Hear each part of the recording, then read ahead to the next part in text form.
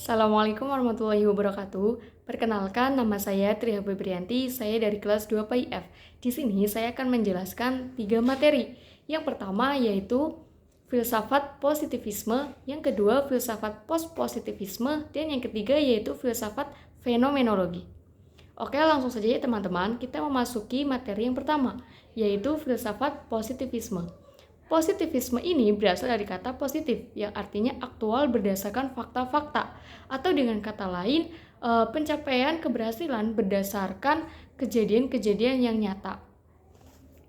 Nah, konsep dari filsafat positivisme ini ialah pengetahuan yang baik, ialah pengetahuan yang berdasarkan kepada ilmu-ilmu alam dan tidak berkaitan dengan ilmu-ilmu metafisika.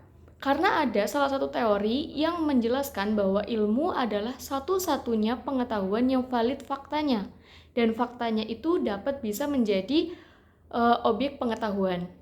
Dengan demikian, berarti positivisme ini menolak berbagai keberadaan sesuatu yang faktanya itu belum benar. Selanjutnya yaitu penerapan filsafat positivisme. Filsafat positivisme ini membawa pengaruh baik terhadap kita.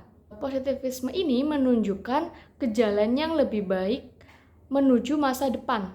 Kenapa? Karena filsafat positivisme ini dapat mengidentifikasi dilema-dilema moral. Nah, kita sebagai filosof itu harus mempunyai visi, misi, tujuan yang jelas agar kita bisa memecahkan dilema-dilema moral tersebut. Dan selanjutnya kita memasuki materi yang kedua, yaitu filsafat post-positivisme. Post-positivisme ini dimulai pada tahun 1970 hingga 1980-an. Nah, post-positivisme ini dianggap melawan filsafat positivisme. Kenapa? Karena post-positivisme ini tidak mungkin bisa menyamaratakan antara hal-hal yang mengenai manusia dan hal-hal yang mengenai alam. Karena manusia itu kan sifatnya gampang berubah ya. Jadi kita itu tidak bisa mendeteksi tindakan-tindakan manusia secara jelas. Nah, konsep dari filsafat post-positivisme ini ialah perbaikan dari filsafat positivisme. Post-positivisme ini dianggap mempunyai unggulan, yaitu hanya mengandalkan hasil penelitian saja. Selanjutnya yaitu penerapan post-positivisme dalam ilmu filsafat. Dalam ilmu filsafat, post-positivisme ini sangat memberikan pengaruh di dalam dunia pendidikan. Karena post-positivisme ini menginginkan pendidikan itu tidak hanya mengajarkan tentang kejadian-kejadian atau hal-hal yang bisa dibuktikan secara empiris saja, namun bisa menggabungkan sesuatu itu dengan apa yang bisa kita lihat dan apa yang bisa kita rasakan. Contohnya seperti sekolah berkarakter. Kita memasuki materi yang terakhir yaitu fenomenologi. Konsep fenomenologi ini yaitu pengalaman, bagaimana pengalaman tersebut terbentuk.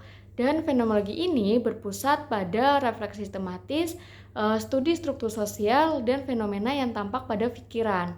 Fenomenologi ini dikenal sebagai pemisah antara ilmu sosial dengan ilmu-ilmu alam.